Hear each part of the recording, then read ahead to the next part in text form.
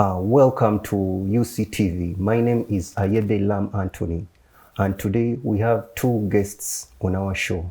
Father Frederick Tusingire, the director, lay apostolate at Uganda Episcopal Conference, and Mr. Alfred Avuni, the director of Justice of John Paul II Justice and Peace Center. We're going to talk about the issue of human trafficking. Welcome, esteemed gentlemen. Thank you. So, Mr. Alfred, tell us something about human trafficking. What does someone need to know about that? Yeah, thank you so much. Human trafficking is a modern way of slavery. You know, we are all aware that slave trade was abolished decades of years ago. But then human trafficking and modern slavery continue to exist. And this evades all the laws and also people who try to enforce the law. So most children, women, boys and girls are trafficked, both internally and externally. And they're exploited, trafficked for exploitation. The majority of them are trafficked within the country, but currently the wave of external trafficking is becoming higher and higher. Uganda as a country is a source, a transit route, and also a destination country. I just read in the newspaper last week that there was somebody from, I think from Philippines, who imported some 80 girls, and they were just being kept here around the city, and they were used for sex exploitation. Lucky enough, the government managed to arrest the gentleman, and these 80 girls were repatriated. That's cool. So that is part of trafficking, where Uganda becomes a destination country. But there's some trafficking which are done within. Children are moved from rural areas and brought to the urban center. And this is commonly in the area of Karamoja. I think if you move in the city, you find children on the streets, but there are godfathers around those children. And eventually, as they beg in the evening, these children take the money to the godfathers or godmothers. But then, currently in Uganda, as a source, you find that many Ugandans are seeking a better way of living outside the country, especially in the Middle East. And when they reach there, they're being exploited. So that is what we call external trafficking. And the majority don't benefit so much from this labor which they seek outside the country. So basically, human trafficking is all about the use of human person for commercial gain by the traffickers or by the group trafficking them, and eventually the people are exploited. They benefit nothing completely. That's good. Yes. Yes, thank you, Mr. Alfred. So, Father Frederick Tusingire, how did the Catholic Church partner with John Paul II Justice and Peace Center to voice its message against human trafficking? How did that partnership come about? Well, thank you, and also our viewers. This is a very important question to understand from the start. You know, the church is one. John Paul II Center and the Catholic Church, they're part of the Catholic Church. If you get to know how it started, why it is there, it is really one of the arms of the Catholic Church. So when we started this campaign against trafficking in persons, as Alfred just told you, this vice, this evil could not escape the eyes of the bishops. You know, the church stands for the weak, for the poor, for the vulnerable. So when our children, our young people are being sold out as slaves, or even inside the country being trafficked for slavery, for prostitution, and even for exploitation labor. And many of these tall gates and fences inside, many of them will have some slave there, some persons working for so little and working too much. So once the church got aware this is happening, we said we must do something. So the bishops, through the Catholic Secretariat here in Zambia, said we must do something. And so there are different initiatives that we started. So we had to look for the kind of arm of the church that is in this field. So generally, since John Paul II Center is in this field of peace and justice and working for the same thing, we brought them on board. The Bishops' Conference had put these issues of safeguarding and also of helping the vulnerable in the department of lay apostolate. That's how I come in this, because I happen to be the national director of lay apostolate. So I looked around for which people we can partner with to see that we can be more effective in fighting this virus. And generally, people already in that field were the priority. So I approached, Alfred is the director of this center, and he had already started doing something in that field. So we partnered and started working. And whatever we needed to do in that field, they were very, very ready, well prepared to support us, and we were still working together in that area. So that's how we brought them on. They were already working for this cause, and we could not really leave them out. They were the natural partners in this particular case, this piece of work that we're working on now. Yes. Mr. Alfred, in your research findings, in your reports, who have been the common victims of human trafficking? Girls, women, the youth.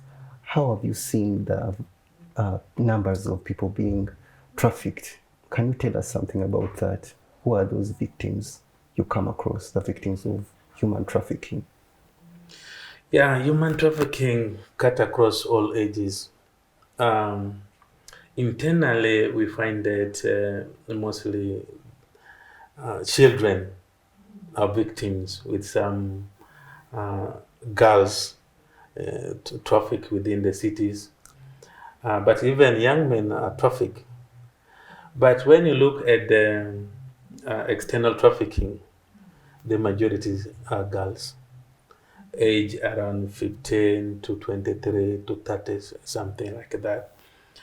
Why are they mostly trafficked? For girls, in most cases, for sexual exploitation. That's why they fall more victims in that docket. More so, you say we have a challenge that the majority of the population are unemployed. But we recently did a study where we find that during COVID-19, so many girls got pregnant. But unfortunately, as they got pregnant, majority of the men who pregnanted them were not willing to take them on as husbands and wives. Then besides this, some of them are also underage. They were supposed to go back to school after COVID-19. But eventually, even though government came with a good policy that though pregnant or has given birth should go back to school, the challenge has been that where is the money to go to school? And again, also under that condition, there's special needs for these girls. If you are pregnant, your desires, your needs also increases for the women. So it became very hard also for some of them to remain at school. So these ones also become more vulnerable. So in case somebody comes with an idea that we have a job, especially in the urban center and then abroad, they're willing to take over any sort of job to fend for their children, and sometimes also to fend for their siblings. So the majority of the people being trafficked are mostly girls. Have there been any cases of male boys being trafficked? Have you come across that? Yes, there are boys who are being trafficked, and we have ever met some of them. But their cases are not as high as the cases we get with the women. Statistics indicates that close to 71% of the trafficking victims are women and girls. Then the balance remains for children and boys. So you can see that the extent to which girls are being exploited is higher than the boys in this vice of human trafficking. Yes, yes, Father Frederick, what has been the church's consistent message on human trafficking day in and day out? What does the public need to know that for us as the Catholic Church, we need to be pushing for this? Well, as I said, the church stand is to be on the side of the weak and oppressed and the vulnerable. And this has always been, it's the mission from Christ, as he said in the scriptures. He came for that. And so the church took over that's the mission we took, to fight for the weak and the privileged. Now, this is what we've been working for. And in the first level, the other level, when they were buying people, especially in Africa, and taking them as slaves to the Middle East, to Asia, to America, to Europe, the church came in very strong to fight. The Pope, particularly remember Cardinal Ravigeri, the founder of the White Fathers, Cardinal Comboni, Archbishop Comboni, Daniel Comboni, they came together and others and fought that. And they succeeded. But as Alfred said, then this slavery, when it took another form, which is more hidden, and this is the one now we are dealing with. And the church again is saying this is not right. It is oppressing people, dehumanizing them, it is exploiting them. And if you were meant to use the word slavery, it's so the evil, so the negative. So the church is very, very strong on that's what we stand for, to fight for the weak, that we can get people to know. Now, for what at this stage, what we are doing most with is see that the people can know that is happening and it's not right. Also, we are advocating to see that something is changed, especially now we work with different partners, with the lawmakers, with the law implementers, and see that something happens to protect those who cannot protect themselves. So that's what we're doing right now as a church in this country, and there are different initiatives that are going on to see that we can really achieve a lot in protecting the vulnerable people, those who are really likely to be exploited. Yes, thank you. Yes, Mr. Alfred, how has the journey been combating, fighting the organized criminals behind human trafficking in Uganda? How has your experience been? Can you share that with us? Yeah, fighting human trafficking follows, I think, key area patterns of intervention. One is prosecution, which is essentially fall within the docket of government, to see that those who are the traffickers are prosecuted and held accountable, so that it becomes a little bit risky to get involved in trafficking. Then the other area is prevention, that we need to prevent trafficking, and this is through providing all conducive situation for those who are vulnerable, so that they don't go out, and police are there to prevent. The institutions are there set by government to prevent people being trafficked. And then another one is through protection. Those who have already gotten been victimized, so you need to protect them. That's why you have centers of reception, and those who might have been involved in court case, you need to protect them from being attacked by the traffickers. So that helps in the fight of the vice. Then finally, as you have said, it is a monster. It's a very complex thing. The fourth one is partnership. Maybe that's why you are asking, Father, how did The Catholic Church, John Pope II but the two are within the church, but they are different institutions, but within the church. You can't fight it alone. So even government partner with other civil society organization, the church, and all entities who are trying to curb the vice. Yes, what I can assure you that human trafficking is a very lucrative business. Worldwide, it is estimated that the traffickers get close to $150 billion per year. When you translate that one into Uganda shillings, you can come close to 533 billion. 533 billion compared to our 2023-2024 national budget, it translates to almost 10 times our national budget. So you can see that this business is so lucrative. So the fight, if you ask me what has been my experience about the fight against human trafficking, it is something very risky because there are people who are benefiting from it, and they would not like you come at the forefront and stop this business. Poking into Poking their into this business, they lucrative, feel threatened. yeah, you're threatening their source of income. So it is a risky venture, but we don't need to shy off because being a Christian, also being human, this lucrative business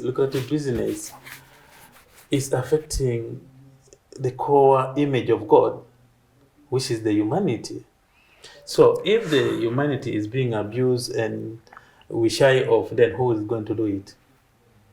So I think it is the role of everybody to ensure that people are protected from this vice, though it is risky, but we have a government behind all this fight.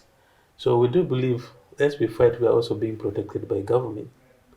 So it is a fight which calls upon everybody to be committed and know that it is not a smooth road.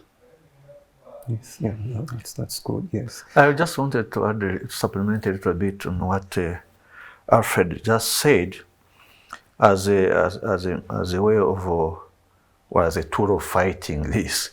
What we are doing now also in the church, we know that this thing is thriving also over ignorance.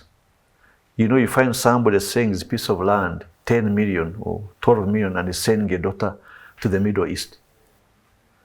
And you say, to do what? He doesn't know. First of all, is there a contract? Is there a job even? And they just, so they sell their land, and when these people come back after having been tortured out there, and maybe even have been thrown on the road to do prostitution and other things, they come back broken and they have nowhere to return because land was sold. So we need to get people to know that not what you hear is all true. What you hear is not necessarily true. Get to confirm, get the facts.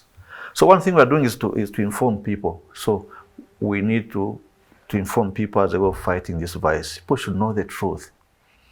And of course, for us Christians, the other tool we need to use is prayer. And we shortly would like to have this also clear, that everyone prays that we can get those people who are fighting against this can be protected, but also that we can get breakthrough for our daughters and sons who are being enslaved. Yes. Yes. I wanted to add something on this fight as we look at it. Much as we are trying to stop the vice, but sometimes also we are challenged by those who are being trafficked. A case in point, we one time intercepted about 16 girls together with the father who were being earmarked to be going into work abroad. But when we met them, we tried to explain the risk involved.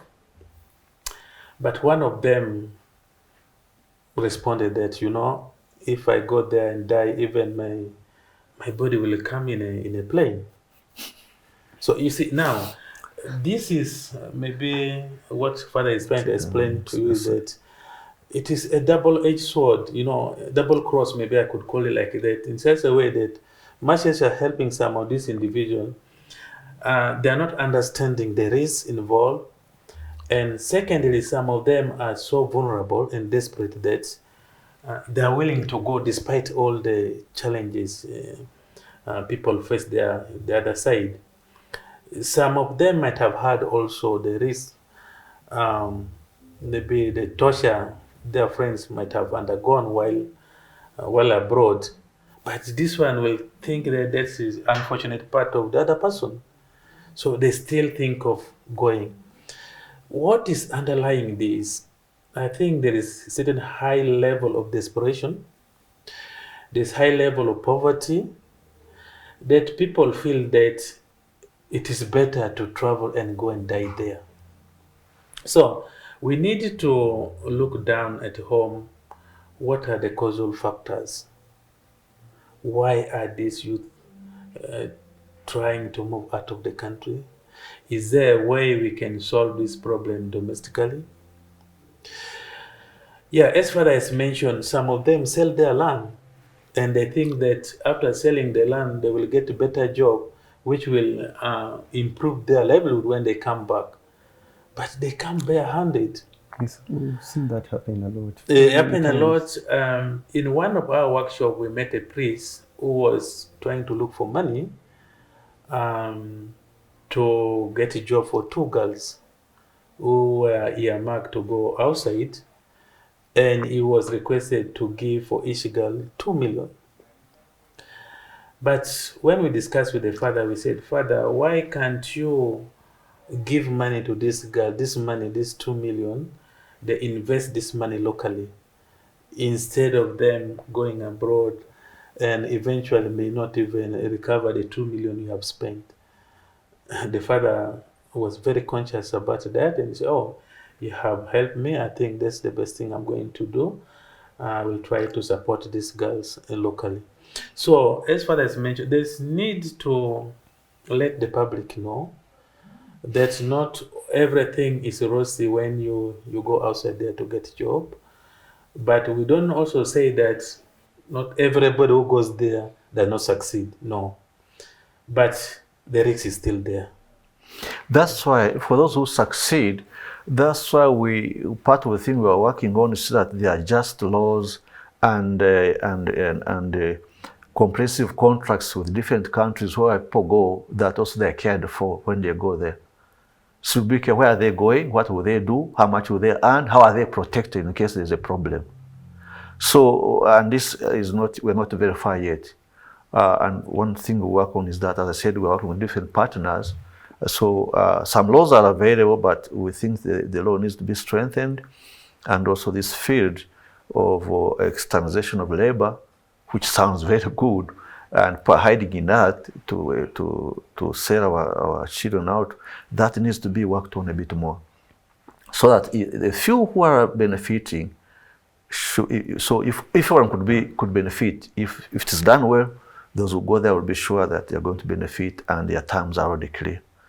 So that field has to be worked on, the issue of the law and different agreements with different countries where people go. Yeah, so can you also say that there are control checks from the government and NGOs working hand in hand to control and limit the human trafficking, let's say through Entebbe Airport and our international borders, Helegu, Busia, Malaba? How is it on your experience, Mr. Alfred? Yeah, thank you very much. You say for labor externalization, government has streamlined that business, that everything should be done under the Ministry of Gender, Labor and Social Development. And within that docket, there is an association for labor externalization which has been created. And all these companies need to be licensed by the government under the Ministry of Gender, Labor, Social Development.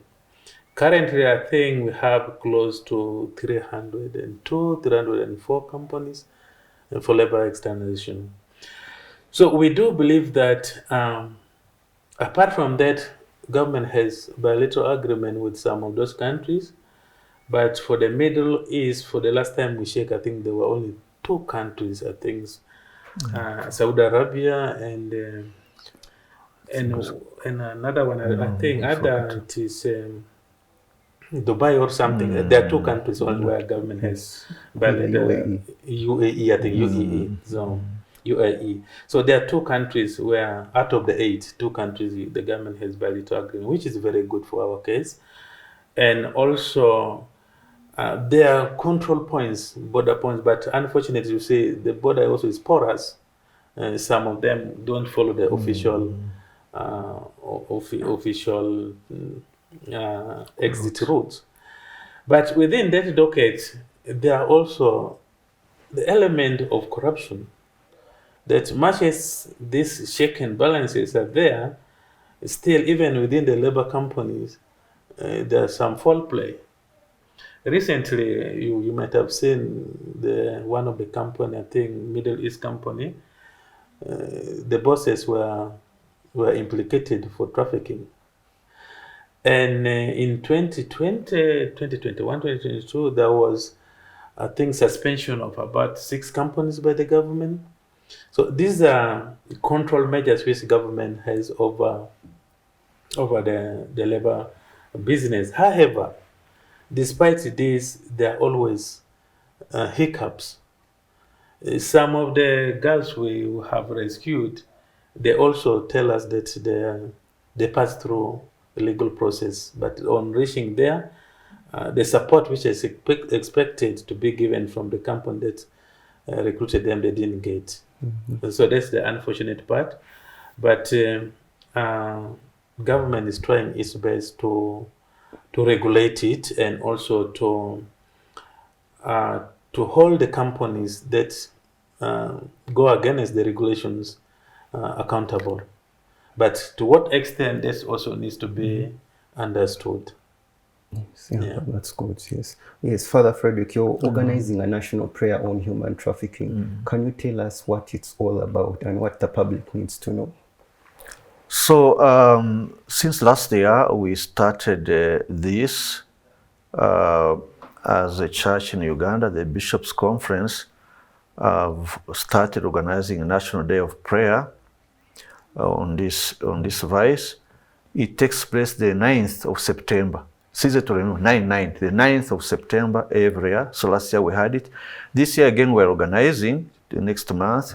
On the 9th of September, we shall have this National Day of Prayer, which is not only a prayer, but also a moment of sensitizing the people about the vice, and also giving what should be done. Maybe another program we shall have a chance to go through the program, but there are many important items there that could help the public to know. Like we shall have testimonies of those who have come back saying what they went through. So the girls who are here should know, prepare, the boys who are trying to go there should know what to look out for, and many other things. But also there will be prayer, and we invite the different religious denominations to be there, Muslims, Catholics, Anglicans, Orthodox, Pentecostal, everyone is invited. So I already mentioned, I cannot ask that you mark the 9th of September. This time would not be again in Kololo, but we're going to be in Old Kampala Secondary School grounds. And usually the day before we have a mass, for the Catholics at St. Peter's Parish in Zambia. We have mass on the eve. This time it will be at 5 in the evening. The Archbishop of Kampala, who happens to be also the chairman of the Commission for the Laity, will be the main celebrant. Then the following day, we have that public event for the whole day in Old Kampala grounds. And there the guest of honor has been invited. It will be the Speaker of Parliament and the Archbishop of Gulu, Archbishop John Baptist Odama, who happens also to be the chairman of Caritas in Uganda. He will preside over the prayers. And the other religious leaders also will have part to play. So that's what we'll do. We think another major thing that will happen when we get there is for the bishop's pastoral letter to be launched officially that day. Maybe some have already seen this pastoral letter. The title is Break the Yoke. Break the yoke is a theme taken from Isaiah chapter 58, verse 6. And so there it will be launched also, and then spread widely for the people to get the mind of the church, and particularly our bishops in Uganda. So the preparations are in high gears, and so I invite everyone to come, and we still need support. We also need, the things require a lot logistics and financial support. We reach out to many, but if anyone who sees that this is a cause worth supporting, we are here to receive any support. Yes, that's great. Yes, Mr. Albert, we are going to the end of our show, so want your final remarks from you. Then finally we'll end with Father Alfred Tusengere. Your final remarks on human trafficking. What does the public need to know? What response should we expect from them on the scourge and the menace of human trafficking? Yeah, human trafficking is a reality. Sometimes we look at it at distance. When it comes at your door, and you will know the gravity of this vice. My appeal to all the public is that let us try to protect especially our girls and children. It calls all of us attention to collaborate in this vice so that the In children this or get against this vice. against this vice, so that not in this vice, against this vice, so that our children gets a future.